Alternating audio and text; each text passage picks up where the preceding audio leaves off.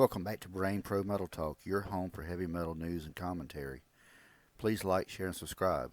Hit the bell notification for daily updates. Thank you for listening.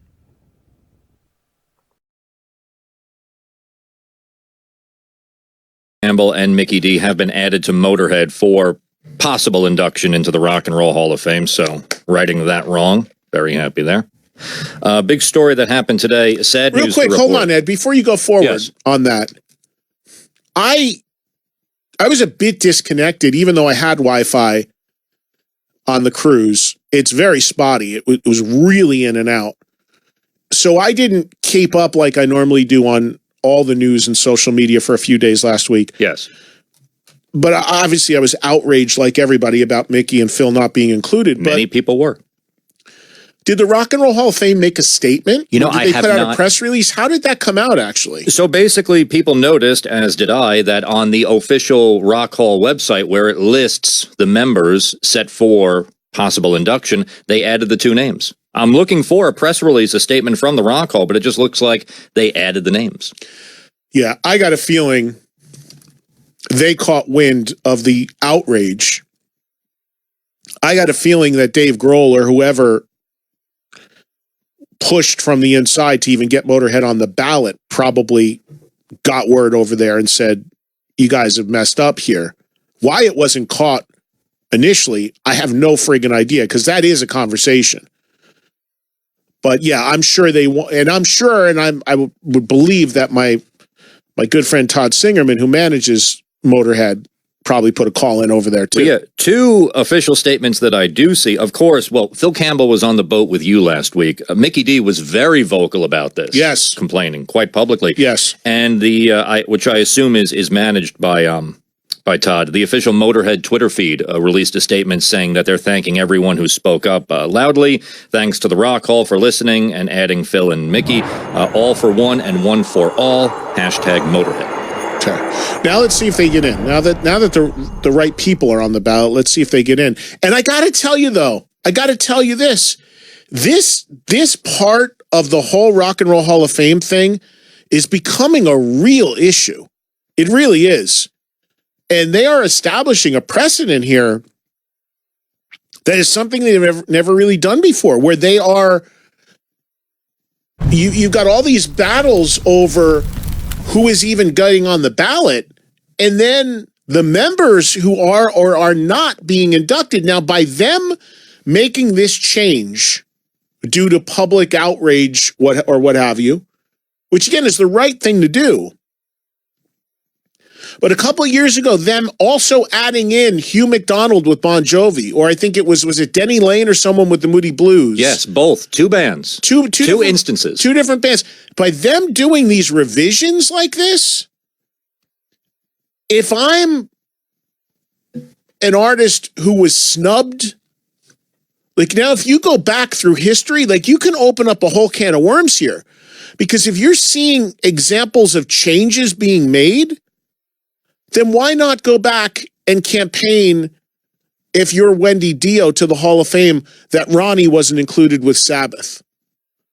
Or that Dave Abruzzese from Pearl Jam wasn't included with Pearl Jam? I mean, there are massively glaring omissions throughout the history of the Rock and Roll Hall of Fame as in this part of the process. And now we see people being outraged about it is actually moving the needle and changing it. Well, a lot whether it's Little Steven going to bat for Denny Lane, whether it's John Bon Jovi going to bat for Hugh, whether it's fans going to bat for Phil and Mickey, where's the precedent here? You know, Robert from Metallica was inducted with Metallica. I don't think he'd even made a record with them yet. But then Dio, who did 4 studio records with Sabbath, not even in the conversation for Sabbath. The logic is friggin' ridiculous. So this part of it is a real issue. And for a long time, it was a non-starter because the Hall of Fame was like, this is what we do and that's it. But now we're seeing that people being vocal enough about it and calling them out on it is actually affecting change. Eric Carr with Kiss. Bruce Kulick you could go on and on. You could open up a whole Pandora's box here. And you could make the case that you should, because it's changing. Now, the difference is I haven't seen them go back to any previous nomination and add someone in. No. These changes we've talked about have happened prior to the actual ceremonies when it was announced. But still, there are glaring holes in the acts that have gone in with key members missing over history.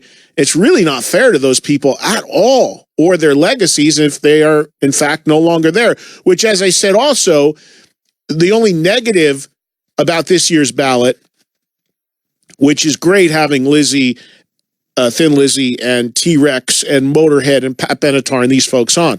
The only sad part about it is the bulk of these rock artists are all gone. They're deceased. So that sucks about them being snubbed 20 years. You're going to have that. You run the risk, not that it's a risk, but you run the chance of having an almost all posthumous class. Yeah. This time around. Yeah, depending. I might do this later in the week. I don't know, because we talked about the Hall of Fame. I was on the ship when it happened, but we did spend time talking about it. But I would go down that list and handicap and give you odds on, just for fun, my personal handicapping of the likelihood and who gets in and who doesn't. I know you don't particularly care much about the fan vote, but I just want to say that by and large, Pat Benatar is winning that fan vote. It's not that I don't care about it. I certainly care about it. I think it's a great barometer and a voice of the fans, for sure. The only thing I talk about with the fan vote is there is this perception out there, sometimes perpetuated by the artists themselves, who honestly, most artists don't understand the process at all either. But there is a perception out there that the fan vote is extremely important and can get the band into the Hall of Fame, and that is not the case unless it's like razor-thin tie-breaking situations when it gets to the voters. So, the fan vote's important, and it shows who's got the bigged activated fan base, without question. So I'm not poo-pooing that. I'm just putting a dose of reality into the impact of it. Mm-hmm. What else, Ed? Well, right now, let me let you know the top five. Pat Benatar, the Doobie Brothers at number 2, Soundgarden, Depeche Mode, and Judas Priest. Priest is what then, at 5? Yes. Motorhead is middle of the pack, and for the second year in a row, at the very bottom, MC5. Problem with the MC5, which I called the Susan Lucci of the rock and nominees, because they've this fourth time they've been up. The problem with the MC5 is people do not know who they are. Not saying that as a diss. They had extremely minimal commercial success.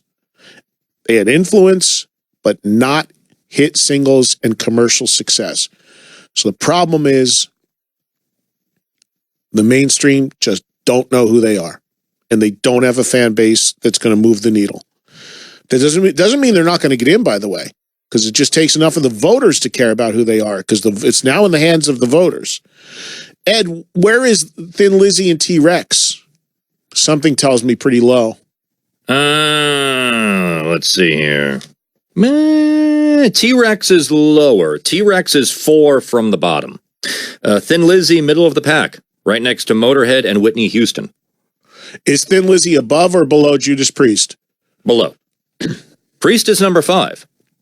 But there's 12, 13 acts. So 16. 16. So 16. Priest is 5, so that puts Lizzie's at around 8? 9. 9.